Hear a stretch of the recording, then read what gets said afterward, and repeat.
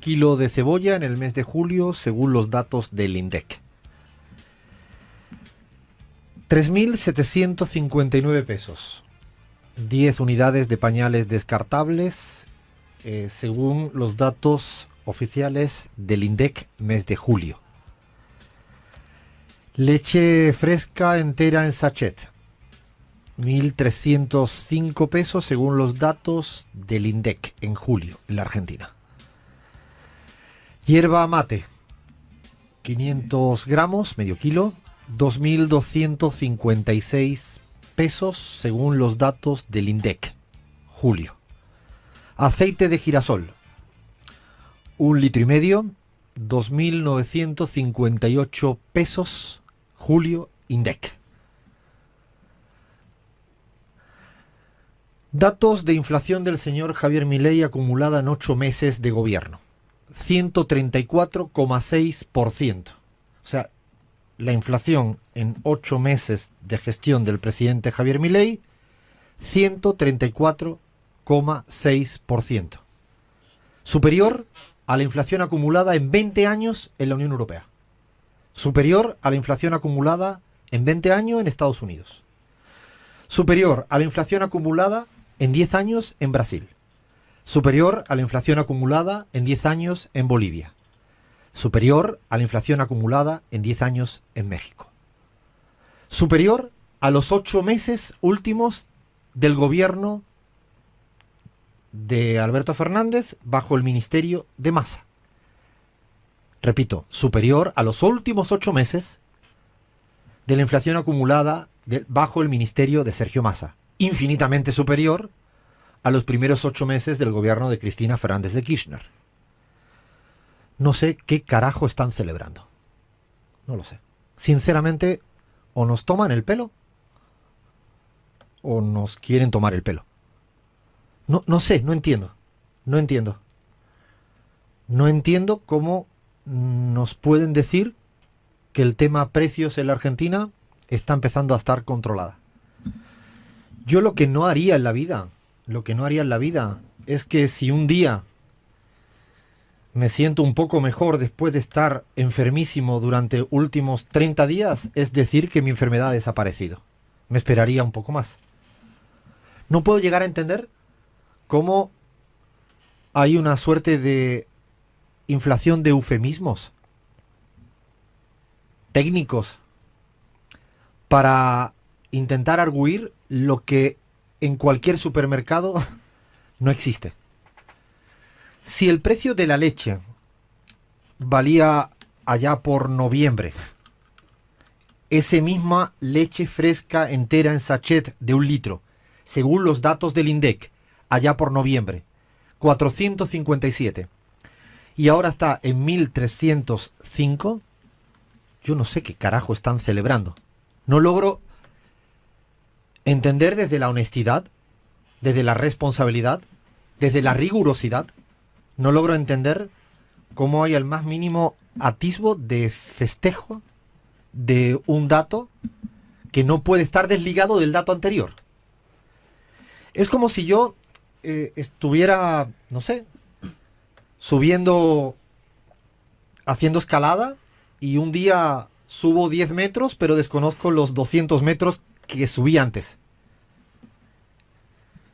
La verdad que es una falta de rigor. No hay ninguna corriente económica en la academia que pueda discutir el dato de inflación aisladamente en un mes, desligándolo de lo que ocurre antes.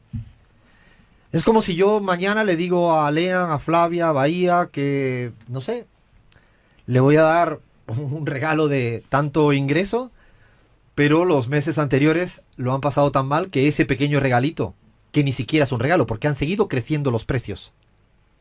Han seguido creciendo los precios. Claro, por eso no voy a suscribir y no voy a permitir ni a entrar en el marco, porque es un marco de disputa, es un frame de la desaceleración de la inflación. Insisto, los eufemismos no tienen ninguna capacidad de ser corroborados en la realidad que sufre cada uno y cada una de las y los argentinos. Con el equipo de trabajo de CELAC Data, con Mariana Dondo, Nos pusimos a mirar la encuesta de presupuestos de hogares de la Argentina primer trimestre. Y detectamos, y agárrense, que hay el 73,3% de pobreza en la Argentina. 3/4 partes. De todas maneras, creo que lo único que hicimos es corroborar lo que piensa la gente. Que hay un empobrecimiento mayoritario en la ciudadanía argentina. Y yo sé que es difícil asimilar que la sociedad argentina se ha transformado en materia de ingresos. Y lo digo como, aunque suene la Z, lo voy a decir como con mucha argentinidad, con mucho dolor. 73,3%. ¿Por qué? Voy a intentar explicarlo de la manera más simple. Los datos de pobreza que sacó la UCA, el Observatorio Social de la UCA, y que nosotros mismos podemos corroborar con esa cifra, son el 55%. ¿Qué quiere decir esto? Que hay 55% de los hogares que tienen menos ingresos que lo que se le denomina el umbral o línea de pobreza, que es la canasta básica total por adulto equivalente. 222.000 pesos por mes por adulto equivalente, ¿no? Si son 3 adultos en un hogar, multipliquen. Lo que está diciendo ese dato es que el 55% de los hogares en la Argentina tienen menos que esa canasta básica total. Y ahora yo pregunto, ¿el que tiene 100 pesos más de esa canasta básica total dejó de ser pobre? ¿El que tiene 300 pesos más de esa canasta básica total ya vive bien? ¿No sufre la pobreza? Lo que hicimos en el trabajo es ver cuánta gente está justito por arribita de ese umbral de pobreza. O sea, los que tienen un poquitito más y que por una cuestión estrictamente contable no se contabiliza, valga la redundancia, como estrictamente pobres. No podemos, de ninguna manera, perder de vista para qué sirven los medidores de pobreza. Es para contabilizar el fenómeno de la pobreza. No es un experimento estadístico para ver qué número me sale. Para eso no es una ciencia social. La economía es una ciencia social y el análisis de esto. Y en esto, si me permiten, voy a decir lo que nunca digo. Yo hice mi tesis doctoral y mi postdoctorado sobre desigualdad y pobreza. O sea, me tiré mucho tiempo estudiando esto. Mucho tiempo estudiando esto.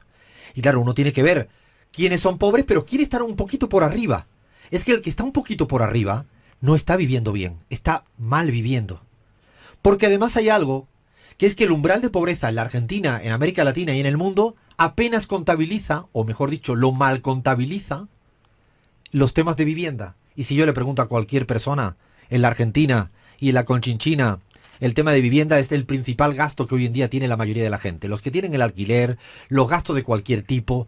La vivienda está muy mal contabilizada en las líneas de pobreza, están subestimados.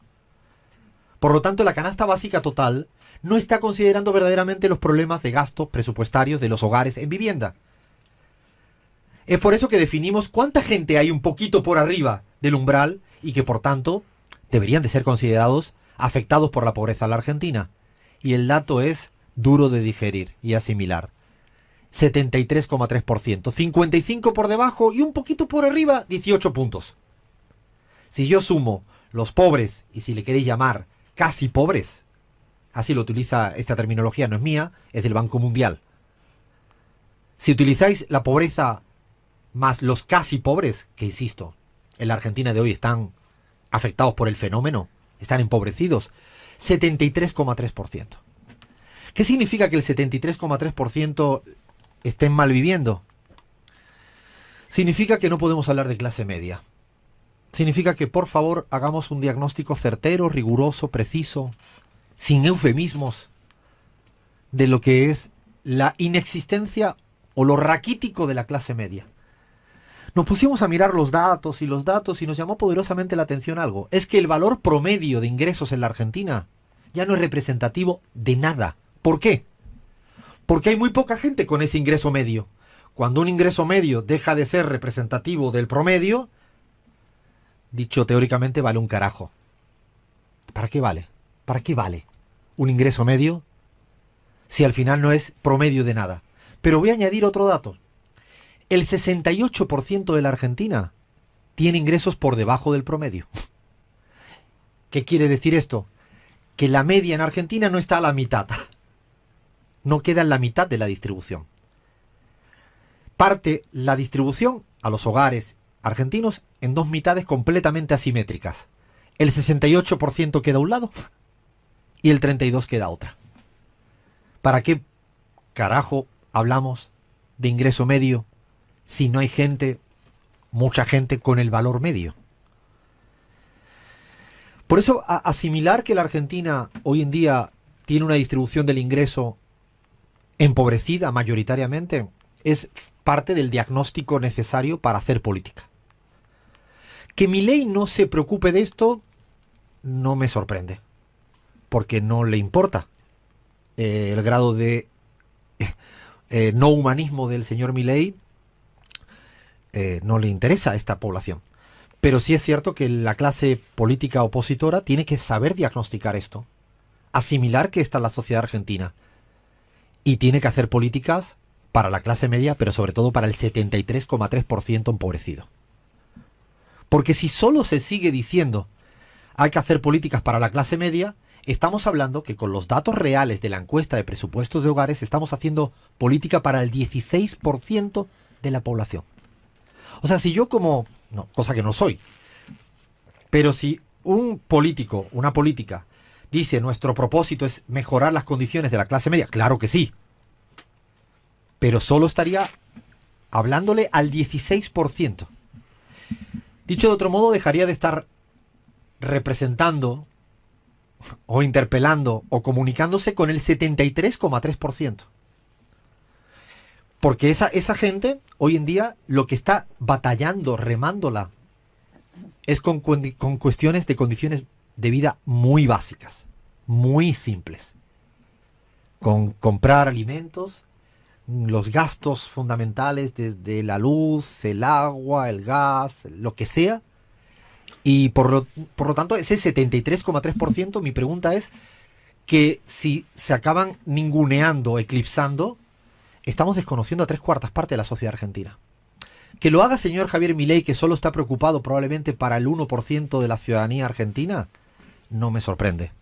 Ni siquiera hasta se lo critico, porque creo que él realmente, genuinamente piensa en ese 1% de la sociedad argentina.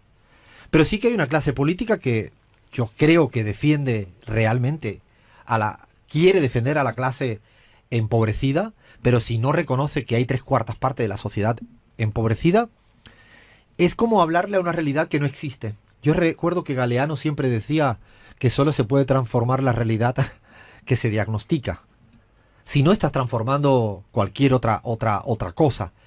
Y estos datos de distribución me podrían llegar a decir, y con razón, no son generados por el gobierno de Javier Milei. Claro, es evidente.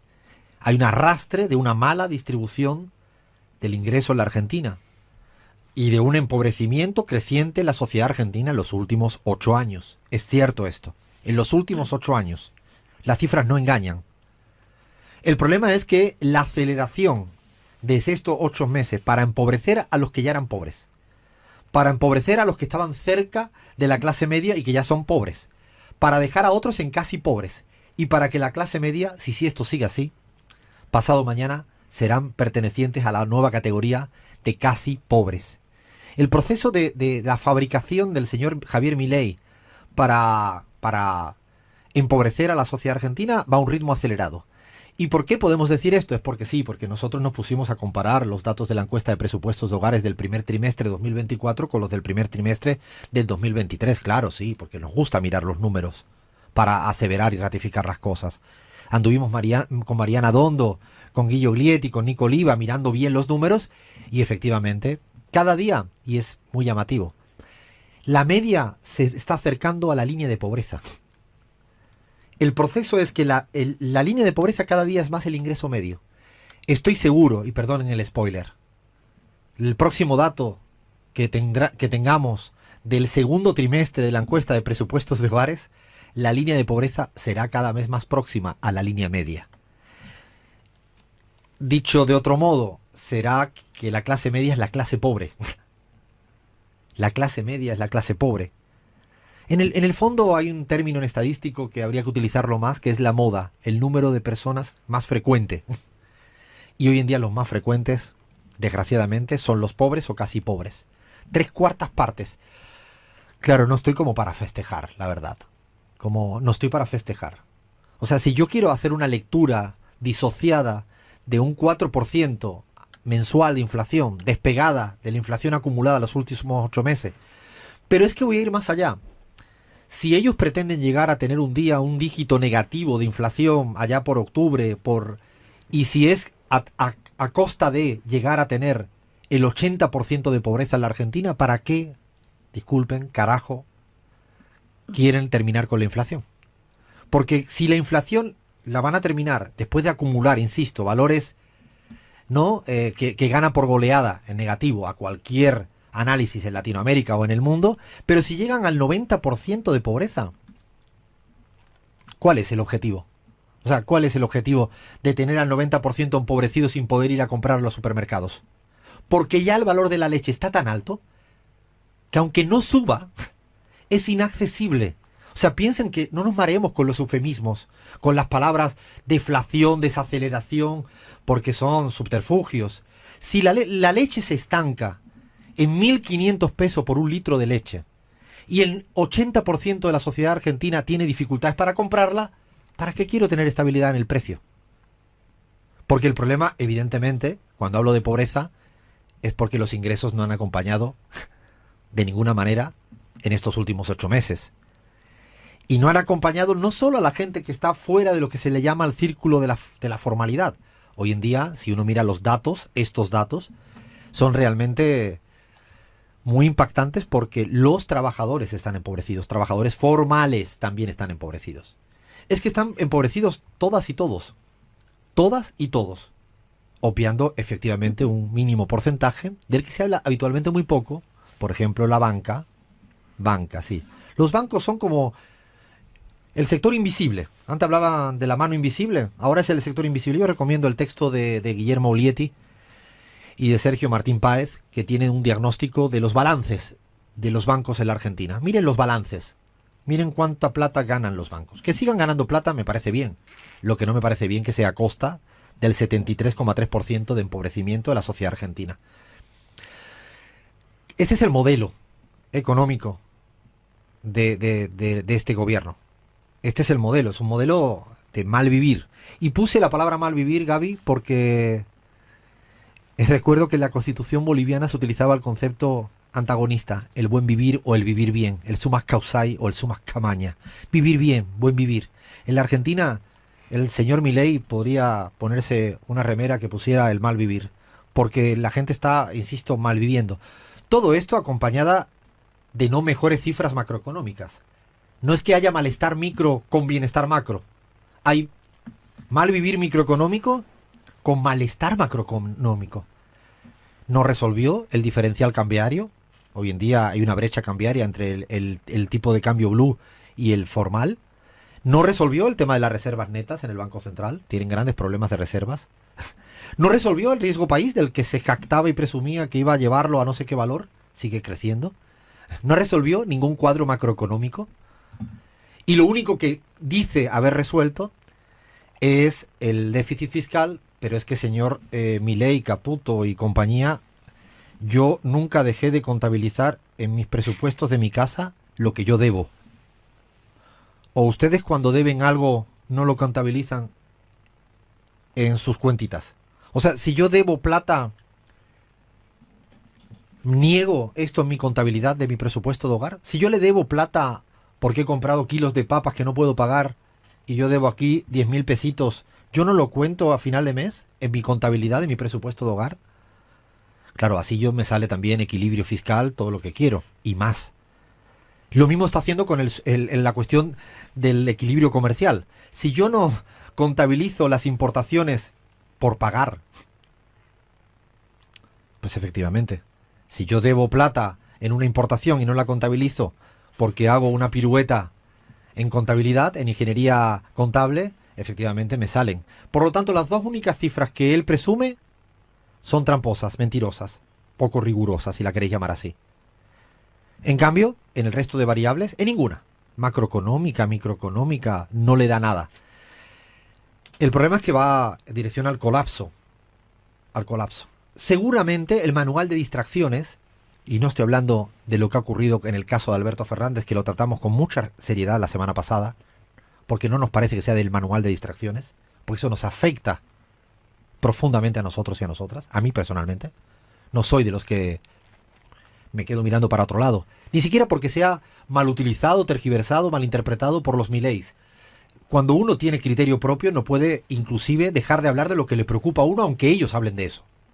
Yo no voy a hablar de cuando van a hacer la gira y el rockstar y hacen estas... No me importa. Lo que digo es que ahí es donde está la disputa, porque el tema económico, lo que está claro es que con 8 meses de gobierno, no. El relato, la disputa cultural, es decir, que van teniendo cifras del 4% de inflación de manera como la están diciendo, y el problema es que cuando la gente no tiene para comer, hay dos opciones. O se normaliza y se naturaliza, y esa es la disputa cultural en la que estamos en este momento, es para que la gente crea que... Para que la gente crea que es responsable y culpable de lo que nos está pasando. Hay algo muy interesante detrás de esto, que es la culpa. La genealogía de la moral. ¿No? Schulz, la culpa. Es como, yo vivo mal porque yo me merezco esto. Yo la verdad que conozco a tanta gente que labura todo el día y no se merece esto. La verdad que no sé dónde carajo ese sentido común nos lo acabamos comiendo el verso. No lo termino de entender. Alfredo, algunos datos, más de 1 millón de niñas y niños dejaron de comer alguna comida en este último tiempo por falta de dinero. En 7 de cada 10 hogares, la persona que está a cargo de eso está ocupada de manera informal, un 60%. 10 millones de chicas y chicos comen menos carnes y lácteos en comparación con el año pasado. Esto en relación con lo que vos hablabas del precio de la leche, bueno, se ve visibilizado en estas cifras. 58% menos de consumo de verduras y frutas, y solo aumentó la ingesta de fideos y harinas, un 24%. Estos son datos de UNICEF, Alfredo. Si esto no es el mal vivir, ¿qué es? Gaby, cuando escuchas todo esto, ¿qué dices? Alfredo, es que ese dato de 73,3% se traduce en la vida cotidiana de la gente. ¿Qué pretenden hacerle creer a la gente en Argentina? Lo que tú decías, deshumanizando al otro, culpabilizando a todos de esta situación, es que todos piensen y todas piensen que solo están pobres los que hacen mal las cosas, los que no trabajan suficiente, los que gastan su dinero mal, ahorran insuficientemente, etc. Y yo ahí quiero decirle a la gente que está en Argentina que piense en 10 personas que conoce, 10 personas, visibilícenlas. Y de esas 10, 7 están o pobres o casi pobres. Ahora, preguntémonos, ¿esos 7 que están pobres o casi pobres son flojos? ¿Viven del curro ajeno, como se dice muchas veces? ¿Se gastan en demasía la plata? ¿Se farrean su plata, como diríamos en Bolivia? Yo creo que no. O sea, lo que no podemos hacer es creer ese verso, deshumanizar a esos 7 y creer que tienen la que se merece. Porque son 7 personas que cada uno de los argentinos y argentinas conoce, es su vecino, es su madre, es su hermano, es su tío, es su primo, es su amigo, es su amiga. Es decir, son personas de carne y hueso, seres humanos que la están pasando mal. Y además hay que tener en cuenta un añadido, y esto cualquiera que haya estudiado economía, con un mínimo de rigor y seriedad, siempre hay un retardo en los datos económicos respecto a la realidad económica. Dicho de otro modo, la tasa de desempleo, que ya ha empezado a dar señales de preocupación por el nivel de despido, evidentemente por toda la caída de la actividad económica en todos los planos, desde lo industrial, los sectores productivos, las pymes, ¿no? El comercio, mires por donde mire, es para aburrir la cantidad de cifras que no caracterizan este momento. Hay que, insisto, enfatizar que los datos tienen un retardo. Y además, particularmente el tema del desempleo va llegando siempre de esta manera un poco más secuencial. Va llegando un poco después. Podríamos decir que no hay nada para lo cual está esperanzado con este modelo económico. ¿Cuál es la alternativa? Sí, yo creo que sí hay alternativas. Y es discutir todo el tiempo de cuál debería ser el salario mínimo de la Argentina hoy. Esto es lo que yo creo que esta es la discusión de hoy. Hoy. Yo la verdad que si tuviera alguna responsabilidad en este plano, yo ya estaría todos los días llevando al Congreso propuestas de salario mínimo hoy. Y si pierdo, porque no tengo la suficiente mayoría parlamentaria, a veces perder una discusión política con un horizonte digno es el primer paso para una victoria futura. Uno no puede tener en política, hacer contabilidad de poroteo, de cuánto tengo. No, no. Yo no termino de entender por qué no solo hablamos del ingreso mínimo con estos datos. Con sinceridad lo digo. Digo el ingreso mínimo o tantas otras variables como el tema de vivienda.